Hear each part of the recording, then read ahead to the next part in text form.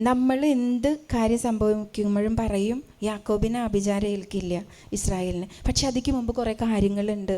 യാക്കോബായിരിക്കണം ആഭിചാരം ഏൽക്കാതിരിക്കണമെങ്കിൽ. എത്ര പേർക്ക് പറയാൻ പറ്റും ഞാൻ എൻ്റെ തമ്പുരാൻ്റെ യാക്കോബാ, ഞാൻ എൻ്റെ തമ്പുരാൻ്റെ ഇസ്രായേലാണെന്ന്? യാക്കോബ് ഇസ്രായേലിന് അവർക്കുള്ള സ്ഥാനം ഞാനിവിടെ പറയേണ്ട കാര്യമില്ലല്ലോ. വിശുദ്ധ ബൈബിളിലെ പഴയ നിയമ കാലഘട്ടത്തിലൂടെ പോയാൽ ഒരുപാട് വീഴ്ച വന്നിട്ടുണ്ട്. പക്ഷേ തമ്പുരാനോട് ചേർന്നവർ ഇരുന്നിട്ടുണ്ട്. തമ്പുരാനോട് ചേർന്നിരിക്കുമ്പോൾ പറയുന്നതാ യാക്കോബിന് ആഭിചാരം ഏൽക്കില്ല, ഇസ്രായേലിനെതിരെ. യാക്കോബിൽ അവിടുന്ന് തിന്മ കണ്ടില്ല, ഇസ്രായേലിൽ ദുഷ്ടത ദർശിച്ചതുമില്ല.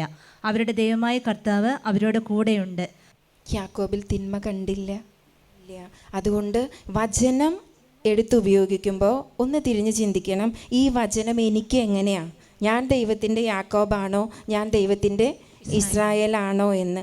അത് ചെയ്തിട്ട് നമ്മൾ പ്രാർത്ഥിച്ചാലാ നമ്മൾ പ്രാർത്ഥിക്കുന്നിടത്ത് നമ്മുടെ തലമുറ വരുള്ളൂ, നമ്മുടെ മക്കൾ നിൽക്കുള്ളൂ. ഇത് നമ്മുടെ പ്രാർത്ഥനയും പ്രവർത്തനം രണ്ട് രീതിയിൽ. എന്നിട്ട് നമ്മൾ പറയും സാധ്യതകൾ ഇങ്ങനെ ആയതുകൊണ്ടാണ് കുട്ടികൾക്ക് വിശ്വാസം കിട്ടാത്തത്, അല്ലെങ്കിൽ ഉപേക്ഷിച്ച് പോകുന്നത്. ഇതൊക്കെ മുൻകൂട്ടി കണ്ടതുകൊണ്ട് തന്നെ ദൈവത്തിൻ്റെ പരിശുദ്ധാത്മാവ് അന്നേ, ഇതൊന്നും ഇല്ലാത്ത കാലത്തും പരിശുദ്ധാത്മാവ് പ്രവർത്തിച്ചു. ദാനിയേലിന് ഭക്ഷണം കൊടുക്കാൻ ഹബക്കൂക്ക് പ്രവാചകനെ കൊണ്ടുപോയി, വായുവേഗത്തിൽ കൊണ്ടുപോയി. അതേ ശക്തിയിൽ ഇന്നും പരിശുദ്ധാത്മാവുണ്ട്.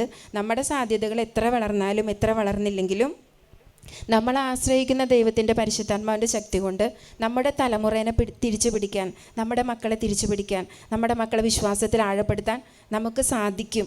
അതിന് സാധിക്കണമെങ്കിൽ യാക്കോബായിട്ട് നമ്മൾ ഓരോരുത്തരും മാറണം, നമ്മൾ ഓരോരുത്തരും ജീവിക്കണം. ദൈവത്തിൻ്റെ വചനം അനുസരിച്ച് നമ്മൾ ജീവിക്കണം, വചനത്തിന് പ്രാധാന്യം കൊടുക്കണം. വചനം പറയുന്നവർ മാത്രമാകാതെ അനുഷ്ഠിക്കുന്നവരല്ലെങ്കിൽ പ്രവർത്തിക്കുന്നവർ, പ്രാവർത്തികമാക്കുന്നവരും കൂടി നമ്മളായി മാറണം.